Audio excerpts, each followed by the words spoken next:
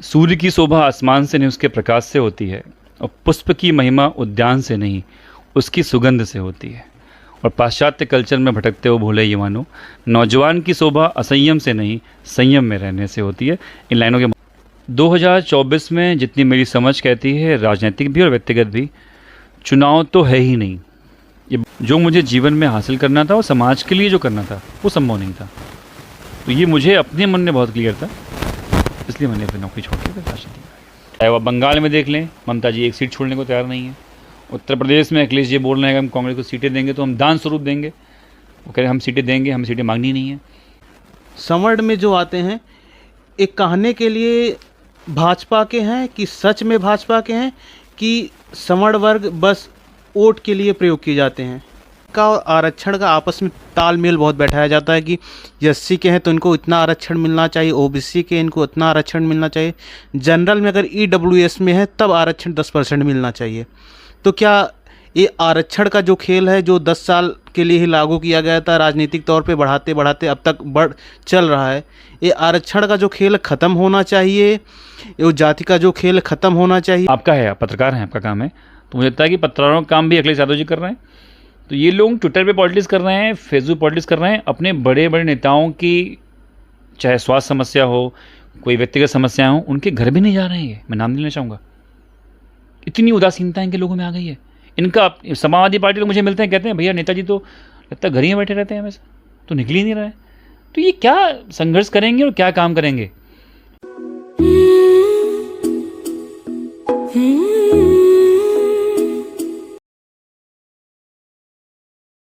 नमस्कार, बहुत बहुत स्वागत है आपका अयोध्या भारती। जैसा कि आप लोग देखते हैं कि हमारा एपिसोड जीवन गाथा में आपको हम नए नए व्यक्तित्व से मिलाते हैं। फ़िलहाल उसी कड़ी में आज हमारे साथ भाजपा के एक युवा चेहरा हैं। जानते हैं इनसे थोड़ा सा इनका परिचय और किस तरह से ये राजनीति में इनका रुख हुआ, वो भी आपको हम बताते हैं। बहुत बहुत स्वागत है आपका हमारे चैनल में। थोड़ा सा हमारे दर्शकों को अपना परिचय बताइए। तो मेरा नाम हर्षवर्धन है, मैं मूलतः अयोध्या का रहने वाला हूँ। ये भी सौभाग्य का विषय है मेरे लिए। और मेरी पढ़ाई इंजीनियरिंग में मैंने एमटेक की पढ़ाई की है, और वर्तमान में मैं भारतीय जनता पार्टी के यूथ विंग है हमारा युवा मोर्चा, उसके प्रदेश का महामंत्री का दायित्व है मेरा। लोग एमटेक के बाद जॉब नहीं मिल रही है और आप एमटेक करके फिर पॉलिटिक्स में रुख क्यों किया आपने? क्या घटना घटी ऐसा कुछ? बेसिकली इंजीनियरिंग के बाद या इंजीनियरिंग के दौरान ही छात्र राजनीति में मैं सक्रिय रहा लगातार। दुनिया के सबसे बड़े छात्र संगठन अखिल भारतीय विद्यार्थी परिषद में विभिन्न दायित्वों में काम करते हुए महसूस हुआ कि हम सब जिस देश में रहते हैं, इस लोकतांत्रिक देश में चीज़ों को व्यवस्थित करने के लिए, समाज में कुछ भी योगदान करने के लिए नौजवानों को राजनीति में आना चाहिए। तो मन में तब से विषय था कि आना चाहिए, और उसके बाद फिर लगा कि सही समय आ गया है, तो हम सब फिर राजनीति में। परिवार वालों का क्या रिएक्शन रहा कि लड़के को हम पढ़ा लिखा के एमटेक कराए और जॉब करनी चाहिए, फाइनेंशियली हम लोगों को सपोर्ट करना चाहिए, तो ये राजनीति में जाने के लिए घर वालों को किस तरह आपने मनाया? देखिए, बिल्कुल सही प्रश्न है ये, और हम सब एक मध्यम वर्गीय परिवार से आते हैं, तो बिल्कुल निसंदेह कि जब माता पिता ने कुछ सपने देखे होंगे और जब उन्होंने इंजीनियरिंग की पढ़ाई के लिए सहयोग किया, और जब इंजीनियरिंग की पढ़ाई करके निकले हम कैंपस से, तो उनकी अपेक्षा थी कि बच्चा नौकरी करेगा, और जैसी सबकी माता पिताओं की होती है, तो हमारे माता पिता की अपेक्षा थी। मैंने कुछ दिन नौकरी की पुणे में, जॉब देखी, लेकिन ये क्लियर था कि नौकरी करके जो मुझे जीवन में हासिल करना था और समाज के लिए जो करना था वो संभव नहीं था। तो ये मुझे अपने मन में बहुत क्लियर था, इसलिए मैंने अपनी नौकरी छोड़ के फिर राजनीति में आ गया। आपका रुख करते हैं बचपन की तरफ। बचपन में कैसा स्वभाव था आपका? जो आपकी पढ़ाई लिखाई हुई उस दौरान आपने क्या महसूस किया, तब की राजनीति में अब की राजनीति में? बचपन में हम सब सामान्य विद्यार्थी थे, और हाँ, एक बात मैं ज़रूर कहूँगा कि हम सब जिस माहौल में पढ़े बड़े, तो हमारी जॉइंट फैमिली है, तो सामाजिकता का ताना बाना हमने अपने परिवार से सीखा। और अगर मैं बहुत साफ शब्दों में कहूँ तो पिताजी से सीखा कि समाज में सम्मान जो उनको मिला, तो उनका आचार व्यवहार आचरण ये सब उन्हीं की पाठशाला से हमने सीखा कि व्यक्ति का सामाजिक होने से उसका प्रभाव कितना परिवार पर पड़ता है, अपने आसपास से पड़ता है, पड़ोस से पड़ता है। ये हमने पिताजी को देखा, उनको देख के हम सब बड़े हुए, और मन में कहीं ना कहीं ये था कि हम सब जिस परिवार से आते हैं तो हमारी नैतिक जिम्मेदारी है कि समाज के प्रति जो हमारा योगदान है वो उपेक्षित ना हो, उसमें हम जो कर पाएँ वो करना चाहिए। आज की युवा देखते हैं, जिस एज में आप हैं, हम हैं, कॉलेज में लोग जाते हैं, उनकी कहानियाँ शुरू हो जाती हैं, लव स्टोरी शुरू हो जाती हैं। आप इस ओहदे पे पहुँचे हैं, क्या कुछ कहानियाँ ऐसी पीछे आपकी हैं या रही हैं? एक जो सामान्य नौजवान का जीवन जैसा बीतता है कॉलेज में, वित्तीय जीवन में, वो सब मैंने जिया है। भगवान की कृपा से मैं एक बात हमेशा कहता हूँ कि मुझे प्रभु की असीम कृपा है कि जब मैं जीवन के किसी भी अंश को पीछे मुड़कर देखता हूँ तो सब में मुझे भगवान का भरपूर प्यार मिला है, भरपूर स्नेह मिला है। तो हर पल को बहुत शानदार तरीके से जिया।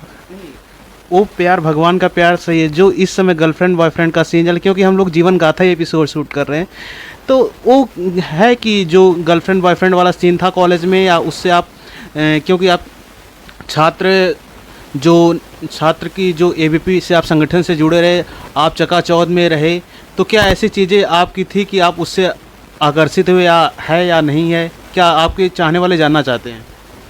तो मैं जब कॉलेज में था और हम लोग मन से भाषण किया करते थे, तो मैं एक लाइन हमेशा बोला करता था।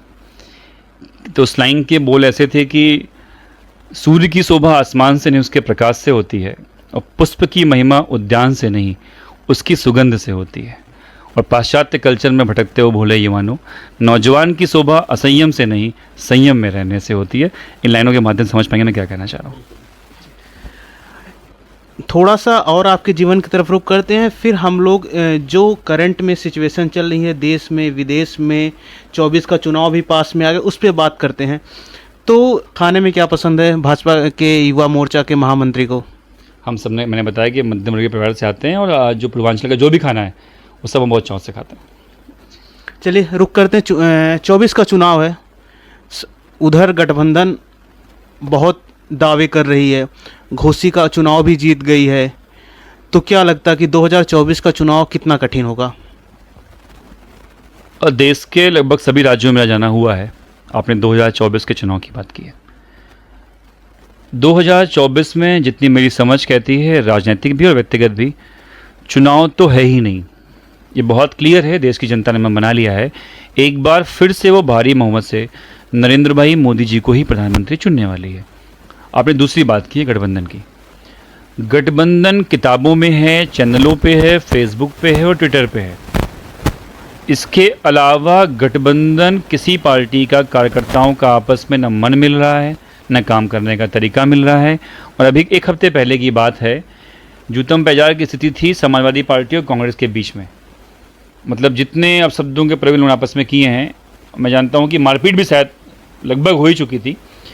चाहे वह बंगाल में देख लें, ममता जी एक सीट छोड़ने को तैयार नहीं है। उत्तर प्रदेश में अखिलेश जी बोल रहे हैं कि हम कांग्रेस को सीटें देंगे तो हम दान स्वरूप देंगे। वो कह रहे हैं हम सीटें देंगे, हमें सीटें मांगनी नहीं है। तो ये दिख रहा है गठबंधन ना इनका मन से भी नहीं है और कार्यकर्ताओं का तो है ही नहीं है। तो गठबंधन होगा नहीं होगा बड़ा विषय, होगा भी अगर तो जितने भी अलायंस संभव थे, चाहे सपा कांग्रेस का हो, सपा बसपा का हो, हम उत्तर प्रदेश की बात करें तो सब यहाँ हो चुके हैं, जनता ने देखा है। और दोनों में भारतीय जनता पार्टी बहुत मजबूती से पटका है इनको। तो इसका बहुत असर नहीं पड़ने वाला है, क्योंकि एक बड़ी आबादी देश की ऐसी है जो ये मन बना चुकी है कि इस देश को आगे ले जाना है, तरक्की के रास्ते पे ले जाना है, नौजवानों का सम्मान बढ़ाना है, तो नरेंद्र भाई मोदी जी को ही प्रधानमंत्री बनाना है। एक क्वेश्चन जो हमने 2-3 जगह पूछा और सुनने को भी मिला, वो आपसे एक महामंत्री के तौर पे पूछते हैं। जो पिछड़ा वर्ग है या जो एससी वर्ग बोल सकते हो, बहुजन समाजवादी पार्टी के तौर पे प्रेजेंट करती कि हम बहुजन समाजवादी पार्टी के तौर पे हैं। आज़ाद, चंद्रशेखर आज़ाद ने भी एक अपनी पार्टी बना ली कि वो बहुजन को सपोर्ट कर रहा है। यादव और मुस्लिम हो गए, वो सपा और बसपा, सपा और कांग्रेस को की तरफ जाती है। और जो इस संवर्ण है, संवर्ण में जो आते हैं, एक कहने के लिए भाजपा के हैं कि सच में भाजपा के हैं कि संवर्ण वर्ग बस वोट के लिए प्रयोग किए जाते हैं? देखिए, दो बातें बहुत साफ हैं। आपने जो बातें, एक बात आपने जाति की है और दूसरी बात आपने उसके आधार पे वोट की है। हम उत्तर प्रदेश में हम सब बैठे हैं। पिछले 4 चुनाव की बात करें, 2014, 17, 19 और 22, एक तरफा भारतीय जनता पार्टी को जनादेश मिला है। किसी जाति का जनादेश नहीं है कि सवर्णों का है, बैकवर्डों का है, दलित, ऐसा नहीं है। आप अगर जाएंगे तो जो दलितों के बूथ हैं हमने वो भी जीते हैं, जो सवर्णों के बूथ हैं हमने वहाँ भी जीत हासिल की है, और ओबीसी कम्युनिटी में आने वाली सभी जातियाँ वो भारतीय जनता पार्टी में एक मेजर परसेंटेज में वोट करती हैं। तो मोदी जी के देश के नेता बनने के बाद और परम पूज्य योगी जी के इस सूबे का मुख्यमंत्री बनने के बाद से जनता ने ये मान लिया है कि विपक्षियों के पास अब कोई और मुद्दा बचा नहीं है कि किसी और मुद्दे पे बात करें, कि भारतीय जनता पार्टी ने जितनी भी समस्याएं थी उन सब पे सकारात्मक रूप से काम किया है। तो अब एक वो अनरेस्ट क्रिएट करने के लिए एक जाति जाति का हल्ला कर रहा है। तो मेरा ऐसा मानना है कि इसका असर कोई जनता के बीच में पड़ने वाला नहीं है। जनता ने बहुत क्लियर माना लिया कि हम सब एक ही वर्ग के हैं, एक ही जाति के हैं, भारतीयता हमारी पहचान है, और हम सब भारतीय होने के नाते रोजगार परक जो सरकार है, जो बहुबेटियों को सुरक्षा देने वाली सरकार है, जो उद्यमशील सरकार है, उस सरकार के साथ खड़े हैं। तो सब ने ये जातिगत भावना से ऊपर उठ के, मोदी जी ने कुछ दिन पहले बोला भी है कि ये जातिगत विष जो घोलने का प्रयास विपक्ष कर रहा है ये पूरी तरह से गिरेगा, फेल होगा, इसका कोई असर वोट पे नहीं पड़ने वाला है। सभी जाति के लोग, सभी वर्गों के लोग भारतीय जनता पार्टी के साथ मजबूती से, क्योंकि इसलिए हमने क्वेश्चन पूछा, जाति का और आरक्षण का आपस में तालमेल बहुत बैठाया जाता है कि एससी के हैं तो इनको इतना आरक्षण मिलना चाहिए, ओबीसी के इनको इतना आरक्षण मिलना चाहिए, जनरल में अगर ईडब्ल्यूएस में है तब आरक्षण 10% मिलना चाहिए। तो क्या ये आरक्षण का जो खेल है जो 10 साल के लिए ही लागू किया गया था, राजनीतिक तौर पे बढ़ाते बढ़ाते अब तक बढ़ चल रहा है, ये आरक्षण का जो खेल ख़त्म होना चाहिए, ये जाति का जो खेल ख़त्म होना चाहिए, क्या कहना चाहेंगे इस पर आप? देखिए, आरक्षण बड़ा विषय है और सामाजिक, आर्थिक और राजनीतिक, ये तीनों विषयों पे, विभिन्न मुद्दों पे, विभिन्न प्लेटफॉर्म चर्चा इस पर होती रहती है। इस पर और खुली चर्चा होनी चाहिए, लेकिन हमारी पार्टी का स्टैंड क्लियर है। हमने बोला है कि अंत्योदय प्रथम, जो व्यक्ति अंतिम पंक्ति में खड़ा है वो किस जाति का है, किस समाज का है, उसको छोड़ के हमें उसकी सेवा करनी है। और आपने आरक्षण की बात की है तो ये बड़ी बहस का मुद्दा है कि किस तरह से होना चाहिए। वर्तमान में जिस परिप्रेक्ष्य में चल रहा है अभी चलते रहना चाहिए, बाकी इस पर आगे बातचीत होनी चाहिए कि किससे और बेहतर किया है इसको। 24 के चुनाव को लेके भारतीय जनता पार्टी और युवा मोर्चा के महामंत्री पद पे हैं, कितने तैयार हैं? क्योंकि उत्तर प्रदेश में सपा, बसपा, उभरती हुई चंद्रशेखर आज़ाद की पार्टी और भाजपा, बसपा को लोग कह रहे हैं कि एक तरह से पीछे से भाजपा को सपोर्ट कर रही है, तो इस पे आप क्या कहना चाहेंगे? मैंने बहुत साफ शब्दों में कहा है कि उभरती हुई पार्टी, मजबूत पार्टी, मेहनती पार्टी, आप गाजीपुर से लेकर गाजियाबाद तक और ललितपुर से लेकर लखीमपुर तक, उत्तर प्रदेश से किसी भी जनपद में, किसी भी कोने में जाएंगे, समाज के बीच में कौन सी पार्टी काम कर रही है? समाज के कठिन समय में, चाहे वो कोविड की बात हो, कोई बाढ़ की समस्या हो, किस पार्टी के कार्यकर्ता ज़मीन पे जनता के बीच जुड़े रहते हैं? कोई सामाजिक आयोजन हो, किस पार्टी के लोग लगातार समाज के साथ कंधे से कंधा मिला के आयोजनों में सम्मिलित हो रहे हैं? तो आप देखेंगे कि सिर्फ भारतीय जनता पार्टी ऐसी पार्टी है जिसका कार्यकर्ता हर दिन तपस्या के साथ पार्टी के विचार को, पार्टी के व्यवहार को, पार्टी के जानकारियों को लेकर लोगों के बीच में काम कर रहा है। बाकी पार्टियों के लोग घर में बैठ के इसी कमरे में ट्विटर पे पोस्ट कर रहे हैं। जो काम आपका है, आप पत्रकार हैं, आपका काम है, तो मुझे लगता है कि पत्रकारों का काम भी अखिलेश यादव जी कर रहे हैं। तो ये लोग ट्विटर पे पॉलिटिक्स कर रहे हैं, फेसबुक पॉलिटिक्स कर रहे हैं, अपने बड़े बड़े नेताओं की चाहे स्वास्थ्य समस्या हो, कोई व्यक्तिगत समस्या हो, उनके घर भी नहीं जा रहे हैं। मैं नाम नहीं लेना चाहूँगा। इतनी उदासीनता इनके लोगों में आ गई है। इनका समाजवादी पार्टी लोग मुझे मिलते हैं, कहते हैं भैया नेताजी तो लगता है घर ही बैठे रहते हैं, हमेशा तो निकल ही नहीं रहे। तो ये क्या संघर्ष करेंगे और क्या काम करेंगे? और बहुत बड़ा आरोप लगा रहे हैं कि आप कह रहे हैं कि अखिलेश यादव घर में ही बैठे रहते हैं। मैं सिर्फ अखिलेश जी को नहीं कह रहा हूँ, जितने नेता पुत्रों की बिसात पूरे प्रदेश में है और पूरे देश में है। इससे कहा ना घमंडिया अलायंस जो हमारा है, ये नेता पुत्रों का गठबंधन जो है, ये इसलिए फेल होगा कि इन सबको एसी में रहने की आदत है, घर में बैठ के पॉलिटिक्स। तो ये बुरी तरह धराशायी होने वाले हैं। आते हैं विश्व की जो राजनीति, इजराइल और फिलिस्तीन की चर्चा बहुत ज़्यादा इस समय है, आप उसे किस तरह से देखते हैं? इसको मैं एक लाइन में उत्तर दूंगा कि दुनिया में सबसे पहला संदेश जो हुआ वो हमदर्द के नेता, दुनिया के सबसे ताकतवर नेता नरेंद्र मोदी जी ने साफ शब्दों में कहा कि हम सब आतंकवाद की निंदा करते हैं और इजराइल पे हुए आतंकवादी हमले की जितनी निंदा की जाए, भर्त्सना की जाए, कम है। तो हम सब आतंकवाद के खिलाफ मजबूती से खड़े हैं। नहीं, कुछ ट्विटर पे वीडियो डेली देखने को मिलता है कि जो इस्लामिक समुदाय के लोग हैं, फ़िलिस्तीन का सपोर्ट कर रहे हैं। अभी कल ट्विटर पे वीडियो आया था कि महिला बोले मुझे फ़िलिस्तीन जाना है, वहाँ के मुसलमानों को सपोर्ट करना है। तो इस तरह से आप, क्योंकि जो इस फ़िलिस्तीन के सपोर्ट में जो भी वीडियो आ रहे हैं एक इस्लामिक समुदाय की ही तरफ से आ रहे हैं, और भाजपा इस्लामिक समुदाय को क्या संदेश देना चाहेगी? देखिए, भाजपा मैंने बहुत साफ कहा है, सपोर्ट में जो वीडियो आ रहे हैं ये कुछ चुनिंदा लोग हैं जो याकूब मेनन के समर्थन में भी खड़े थे, जो ताज पे हमला करने वालों के समर्थन में भी खड़े थे, जो सिमी के समर्थन में भी खड़े थे, जो पीएफआई के समर्थन में भी खड़े थे। आज वही लोग फ़लस्तीन के समर्थन में खड़े हैं। ये आजीवन आतंकवादियों के साथ खड़े रहे हैं, साथ खड़े रहेंगे।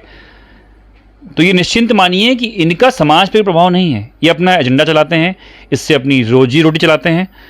इनका भारतीय समाज पे, किसी समुदाय पे कोई असर नहीं है। ये सब एक विशुद्ध रूप से आतंकवादियों के समर्थक हैं, उस मन के लोग हैं। इनका बहिष्कार करना चाहिए। और हाँ, मैं बहुत साफ शब्दों में कहता हूँ कि जिसको भी जाना हो, मैं तो निवेदन करता हूँ माननीय प्रधानमंत्री जी से, मुख्यमंत्री जी से, जो भी लड़ने जाना चाहे परिसर, उनको भेजना चाहिए, बिल्कुल जाना चाहिए। चलिए, युवा को राजनीति में आना चाहिए कि नहीं आना चाहिए? आप युवा मोर्चा के उत्तर प्रदेश के महामंत्री हैं, युवाओं को क्या संदेश देंगे कि युवाओं को पॉलिटिक्स में पार्टिसिपेट करना चाहिए कि नहीं? इस भारतीय लोकतंत्र को और मजबूत करने के लिए मैं आग्रह भी करता हूं, निवेदन भी करता हूं कि अपने नौजवान साथियों से आप सब आएं और आगे आने वाले समय में देश को और युवा नेतृत्व मिले। ये सपना प्रधानमंत्री जी का भी है, मुख्यमंत्री जी का भी है, और हमारी पार्टी का विज़न भी यही है कि नौजवानों के बीच अधिक से अधिक नेतृत्व पहुँचे। तो मैं सबसे आग्रह करता हूँ कि जरूर आना चाहिए। एक अंतिम प्रश्न आपसे लेते हैं। उत्तर प्रदेश की जनता को और अपने चाहने वालों को, जिस क्षेत्र से आप बिलोंग करते हैं, अयोध्या वालों को, और 2024 के चुनाव को लेकर क्या संदेश देना चाहते हैं?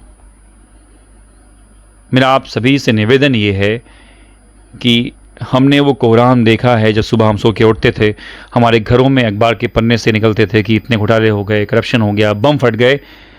हम सब अमन चैन से रह रहे हैं, ये सामान्य हो गया हमारे लिए। सिलेंडर की लाइनों में हम लाठी खाते थे, आज सिलेंडर घर पहुंच जा रहा है, ये सामान्य हो गया हमारे लिए।